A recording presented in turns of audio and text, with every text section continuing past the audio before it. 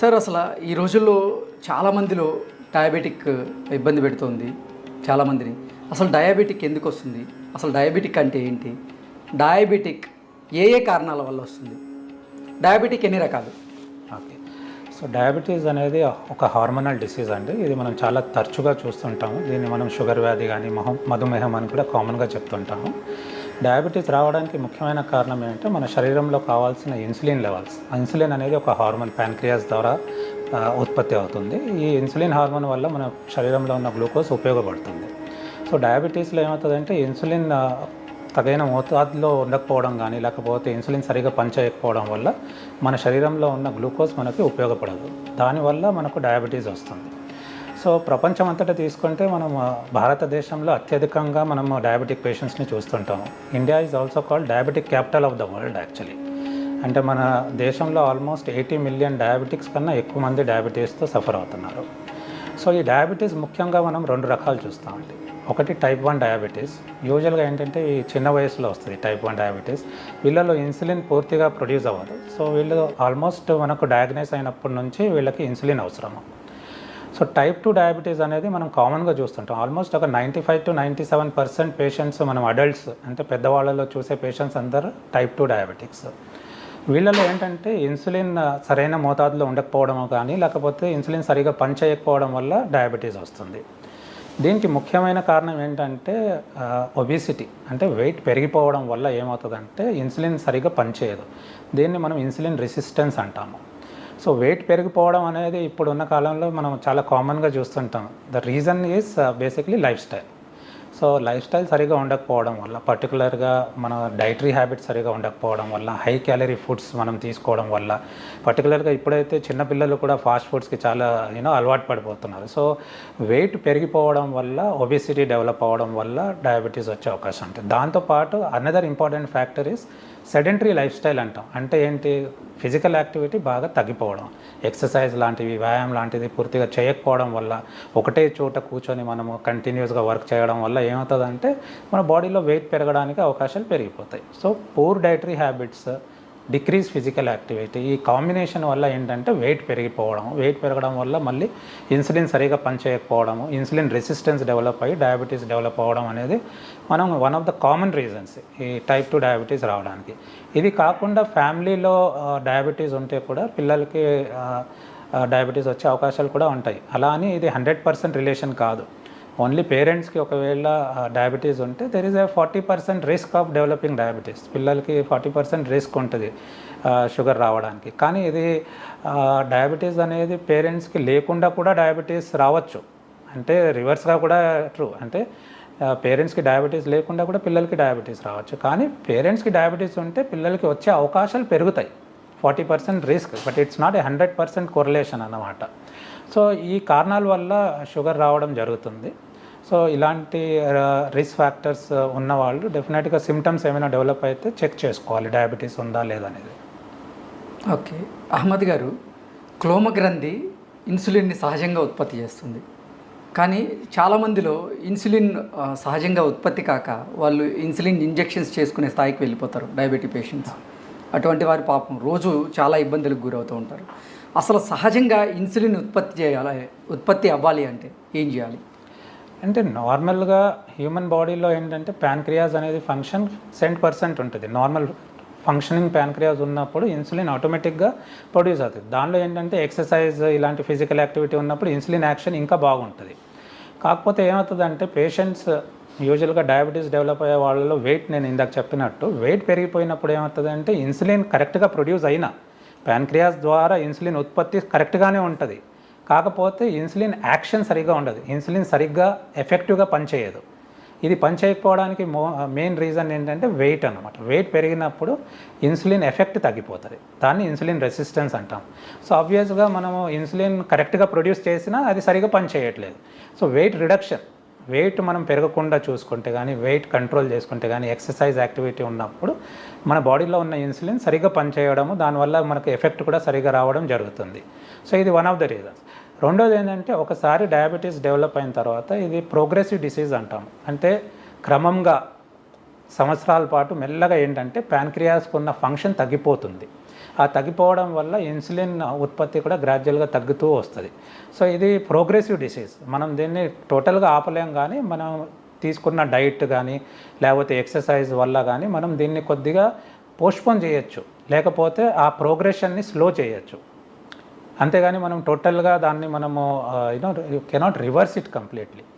Though there are certain conditions, మనము సిగ్నిఫికెంట్గా weight హైగా ఉండి మనం సిగ్నిఫికెంట్ వెయిట్ లాస్ అంటే ఆల్మోస్ట్ 15 to 18% వెయిట్ లాస్ చేయగలిగితే ఇన్సులిన్ యాక్టివిటీని మనం ఇంప్రూవ్ చేసుకోగలిగి రివర్సల్ అనేది మన కాన్సెప్ట్ చూస్తున్నాం ఈ మధ్యలో. కానీ దాన్ని సస్టైన్ చేయడం అనేది చాలా important. How well we can sustain అనేది.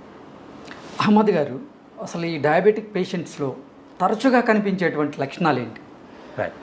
సో షుగర్ వ్యాధి ఉన్న వాళ్ళలో కామన్గా మనం లక్షణాలు చూసేది ఏంటంటే తొందరగా అలసిపోవడం, ఏదైనా చిన్న పని చేయగానే తొందరగా అలసిపోవడం, వీక్నెస్ అండ్ ఫెటీగ్ అనేది.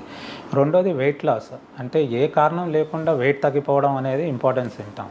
వాళ్ళకి ఆకలి సరిగ్గానే ఉంది, but still they are losing weight. So high sugar ఉన్న వాళ్ళలో వెయిట్ లాస్ అనేది అనదర్ ఇంపార్టెంట్ సింటమ్. ఇది కాకుండా ఆకలి బాగా వేయడము, దాహం ఎక్కువగా అవ్వడము, యూరిన్ ఎక్కువగా అవ్వడము, ఇది కూడా మనం కామన్గా చూస్తుంటాం హై షుగర్ ఉన్న పేషెంట్స్లో. ఇవి కాకుండా స్కిన్ ఇన్ఫెక్షన్స్ తరచుగా రావడం, చర్మ ఇన్ఫెక్షన్స్ రావడము, యూరిన్లో ఇన్ఫెక్షన్స్ రావడము, లేకపోతే చేతులు కాళ్ళు తిమ్మిర్లు రావడము, లేకపోతే చూపు మందించడము, ఈ లక్షణాలు ఉన్నప్పుడు మీరు డాక్టర్ని సంప్రదించడం చాలా అవసరం. సో అలాంటప్పుడు మీరు డాక్టర్ని కన్సల్ట్ చేసినప్పుడు మీ డాక్టర్ కొన్ని పరీక్షలు అడ్వైస్ చేసే అవకాశాలు ఉంటాయి డయాబెటీస్ని కన్ఫర్మ్ చేయడానికి. ఓకే. అహ్మద్ గారు, డయాబెటీస్తో బాధపడే వాళ్ళు ఎంతోమంది ఉంటారు కదా, వారికి ఎటువంటి కాంప్లికేషన్స్ ఉండే అవకాశం ఉంటుంది? సో డయాబెటీస్ డయాగ్నైజ్ చేసిన తర్వాత దానికి సరైన ట్రీట్మెంట్ తీసుకోకపోతే, లేకపోతే డయాగ్నోసిస్ సరైన టైంలో అవ్వకుండా హై షుగర్స్తో మనం అలాగే కాంప్లికేట్ అయ్యే అవకాశాలు ఉంటాయి.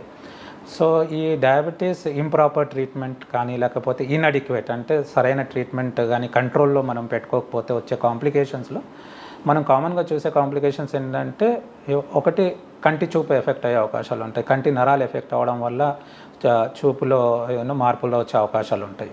నెక్స్ట్ కాళ్ళ నరాలు ఎఫెక్ట్ అవ్వడం వల్ల కాళ్ళలో తిమ్మిర్లు రావడము, చేతుల్లో కాళ్ళలో తిమ్మిర్లు వచ్చి కాళ్ళు మంటలు, చేతులు మంటలు రావడము, నరాలు ఎఫెక్ట్ అవ్వడం అనేది కూడా మనం చూస్తుంటాం. కాళ్ళకి రక్త ప్రసారం కూడా తగ్గిపోవచ్చు, కాళ్ళలో చిన్న అల్సర్స్ వచ్చే అవకాశాలు కూడా ఉంటాయి. బాగా రక్త ప్రసారం తగ్గిపోయినప్పుడు ఇన్ఫెక్షన్ అల్సర్స్తో పాటు అయ్యి తర్వాత గ్యాంగ్రీన్ అనే ఒక కండిషన్ డెవలప్ అయ్యి కాళ్ళు యాంపుటేషన్ వరకు కూడా వెళ్ళే అవకాశాలు ఉంటాయి. ఇది కాకుండా కిడ్నీస్ కూడా షుగర్ పేషెంట్స్లో చాలా తరచుగా ఎఫెక్ట్ అవుతాయి. సో కిడ్నీస్ ఎఫెక్ట్ అయినప్పుడు ఇనిషియల్ స్టేజెస్లో కిడ్నీస్లో ప్రోటీన్ లీకేజ్ ఉంటుంది, తర్వాత కిడ్నీ ఫంక్షన్ క్రమంగా తగ్గిపోవడము, లేటర్ స్టేజెస్లో పేషెంట్స్కి కిడ్నీ ఫెయిల్యూర్ డెవలప్ అయ్యి డయాలిసిస్ పైన కూడా వెళ్ళే అవకాశాలు ఉంటాయి.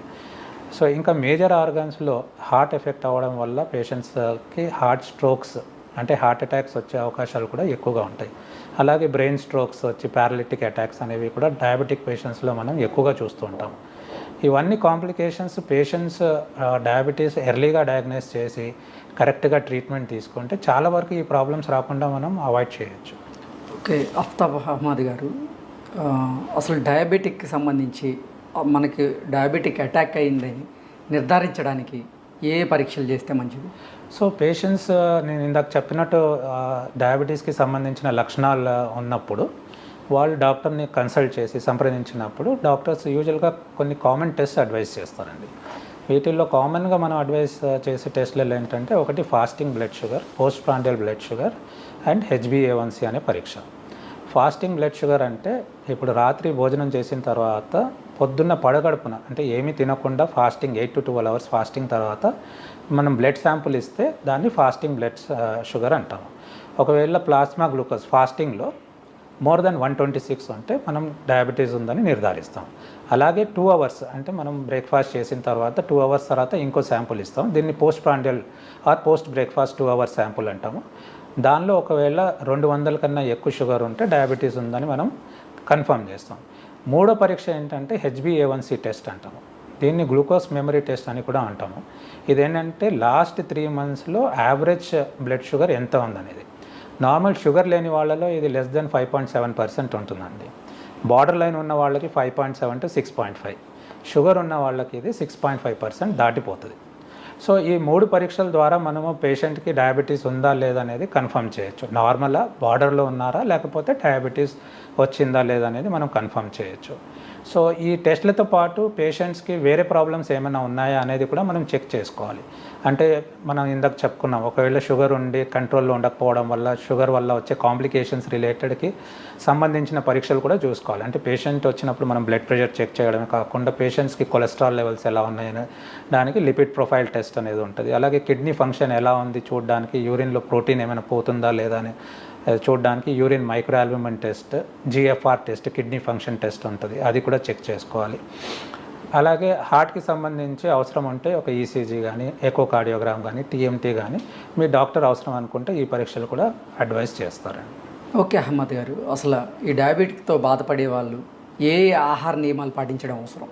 ఓకే, సో డయాబెటీస్ మేనేజ్మెంట్లో ముఖ్యంగా మనం పేషెంట్స్కి చెప్పేది ఏంటంటే 5 ఇంపార్టెంట్ థింగ్స్. ఒకటి ఏంటంటే పేషెంట్ డైట్ మేనేజ్మెంట్ చాలా ఇంపార్టెంట్. రెండోది ఎక్సర్సైజ్. మూడోది మెడికేషన్స్, మనం ఇచ్చే మెడిసిన్స్ ఏది ఎలా వాడాలి, ఎప్పుడు వాడాలి ఏంటనేది అది క్లియర్గా చెప్తాం.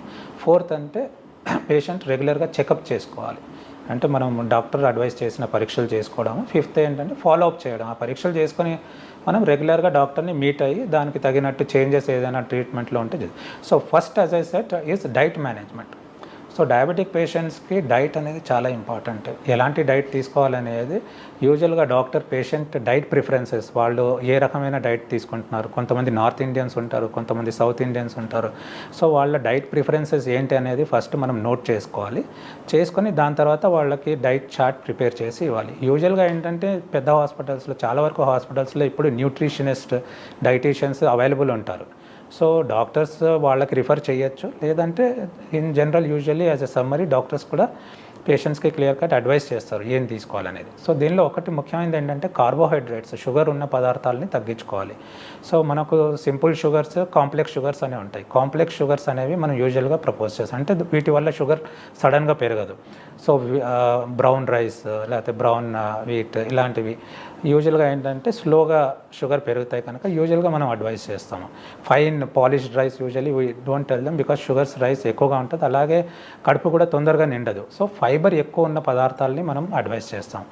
సో లీఫీ వెజిటేబుల్స్ ఇలాంటివన్నీ పేషెంట్స్ తరచుగా తీసుకోవచ్చు, దానిలో ప్రాబ్లమే లేదు. కానీ పొటాటోస్, ఆలుగడ్డలు, వీటిల్లో క్యాలరీ కంటెంట్ ఎక్కువ ఉంటుంది కనుక మనం యూజువల్లీ రిస్ట్రిక్ట్. ఫ్రూట్స్లో వచ్చినప్పుడు మనం యాపిల్, ఆరెంజ్, గోవా ఇలాంటివి తీసుకోవచ్చు ఫ్రీగా. దెన్ కొన్ని ఫ్రూట్స్ షుగర్ ఎక్కువ కంటెంట్ ఉన్నవి కొద్దిగా చూసుకోవాలి, జాగ్రత్త తీసుకోవాలి. పర్టికులర్లీ ఇప్పుడు ఈ మ్యాంగో సీజన్లో మ్యాంగోస్లో క్యాలరీ కంటెంట్ ఎక్కువ ఉంటుంది, షుగర్ కంటెంట్ ఎక్కువ ఉంటుంది. సపోటా, సీతాఫల్, బనానాస్, సో వీటిల్లో షుగర్ కంటెంట్ కొద్దిగా ఎక్కువ ఉంటుంది కనుక కొద్దిగా మనం చూసుకోవాలి. ఇవి కాకుండా షుగర్ ఎక్కువ ఉన్న పదార్థాలు, కాన్సన్ట్రేటెడ్ షుగర్స్ ఉన్నవి కూడా అవాయిడ్ చేయాలి. వీటిల్లో sweets, cakes, pastries, jams, jellies ఇవన్నీ ఏంటంటే తరచుగా ఫ్రీలీ అవైలబుల్, ఐస్ క్రీమ్స్ ఇలాంటివన్నీ చాలా ఫ్రీగా అవైలబుల్ ఉంటాయి. సో వీటన్నిటి ద్వారా షుగర్ బాగా పెరిగిపోయే అవకాశాలు ఉంటాయి. So these are things which diabetic patients avoid చేస్తే మంచివి. లేకపోతే తీసుకున్న చాలా కంట్రోల్గా తీసుకోవాలి, small pieces in a very small quantity. And తగినట్టు ఫిజికల్ యాక్టివిటీ కూడా వాటిని బర్న్ చేయడానికి, క్యాలరీస్ బర్న్ చేయడానికి కూడా చేసుకోవాలి. అహ్మద్ గారు, అసలు రివర్సల్ డయాబెటిక్ అంటే ఏంటి? ఒక్కసారి డయాబెటిక్ అటాక్ అయితే ఇంకా జీవితాంతం వాళ్ళని వేధిస్తూనే ఉంటుంది, అది నయం కాదు అని చాలామంది సందేహపడుతూ ఉంటారు. అసలు నిజంగా ఒక మనిషికి డయాబెటిక్ అటాక్ అయితే దాన్ని తగ్గించేటువంటి అవకాశం ఉంటుందా? So it depends on a type of diabetes అనేది చాలా ఇంపార్టెంట్ అండి. ఇప్పుడు నేను ఇందాక చెప్పాను, టైప్ 1 డయాబెటీస్ అనేది చిన్న వయసులో వచ్చే డయాబెటీస్. దీనిలో ప్యాన్క్రియాస్ కంప్లీట్గా పనిచేయదు బికాజ్ ఆఫ్ వేరియస్ రీజన్స్. ఒకటి ఇడియోపతిక్, రెండోది అంటే మన ఓన్ బాడీలో యాంటీబాడీస్ అనేది ఫామ్ అవుతాయి. వాటి వల్ల ప్యాన్క్రియాస్ అవయవం దీనివల్ల ఇన్సులిన్ ప్రొడ్యూస్ అవుతుందో అది డిస్ట్రాయ్ గ్రాడ్యువల్గా అయిపోతుంది. సో ఈ టైప్ 1 డయాబెటీస్లో మనకు రివర్సల్ అనేది ఉండదండి. ఒకసారి మనం డయాగ్నైజ్ చేసినప్పుడు టైప్ 1 డయాబెటీస్ వీళ్ళు ఇన్సులిన్ డిపెండెంట్ ఉంటారు, అంటే ఇంకా చిన్న వయసు నుంచే వాళ్ళకి ఇన్సులిన్ తీసుకోవాల్సిన అవసరం పడుతుంది. అండ్ రెగ్యులర్గా ఇన్సులిన్ వాడుకుంటూ కంట్రోల్ చేసుకోవాలి. కానీ టైప్ 2 డయాబెటీస్ నేను ఇందాక చెప్పాను, యూజువల్గా అడల్ట్స్లో మనం చూస్తుంటాము. వీళ్ళలో ఏంటంటే వెయిట్ రిలేటెడ్ ప్రాబ్లమ్స్ వల్ల ఇన్సులిన్ రెసిస్టెన్స్ డెవలప్ అయ్యి షుగర్ వస్తుంది. సో వీళ్ళలో ఒకవేళ ఎర్లీ స్టేజెస్ ఆఫ్ డయాబెటీస్లో ఒకవేళ వెయిట్ రిలేటెడ్ రీజన్స్ వల్ల డెవలప్ అయినప్పుడు పేషెంట్స్ ఒకవేళ సిగ్నిఫికెంట్ వెయిట్ లాస్ అంటే వెయిట్ని పోగొట్టుకున్నారు అనుకోండి, అంటే వెయిట్ని కంట్రోల్ చేసుకోగలరు, సిగ్నిఫికెంట్ వెయిట్ లాస్ చేయగలిగితే there are some chances sugars may get very well controlled and may remain like that. So at least ఇది ఎలా అవ్వాలంటే ఒక 15% to 18% ఆఫ్ వెయిట్ లాస్, అంటే 15 to 20% వెయిట్ లాస్ జరగాల్సి ఉంటుంది. సో ఒక పేషెంట్ ఒక 100 kgs వెయిట్ ఉన్నవాడికి డయాబెటీస్ డెవలప్ అయింది అనుకోండి, సో వీళ్ళలో వాళ్ళ డైట్ వల్ల కానీ లేకపోతే ఎక్సర్సైజ్ రెజిమెన్స్ వల్ల కానీ close to 20% of weight loss చేయగలిగితే there is a chance that sugars may get control and remain in the control zone for some time. అంటే కంట్రోల్ అయ్యి ఆ విధంగా మెయింటైన్ అయ్యే ఛాన్సెస్ ఉంటాయి.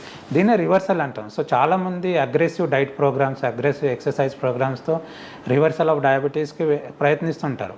కానీ what is important is can we sustain it for long time అనేది. రెండోది ఒక మెటబాలిక్ సర్జరీస్ అనేవి కూడా వచ్చాయి ఈ మధ్యలో, అంటే బేరియార్టిక్ సర్జరీ. వెయిట్ బాగా ఎక్కువగా ఉండి ఎర్లీగా డయాబెటీస్ డెవలప్ అయిన వాళ్ళలో, ఈ వెయిట్ వల్ల వేరే ప్రాబ్లమ్స్ సఫర్ అవుతున్న వాళ్ళకి చాలామందికి బ్యారియార్టిక్ సర్జరీ అంటే వెయిట్ లాస్ సర్జరీస్ కూడా అడ్వైస్ చేస్తాం.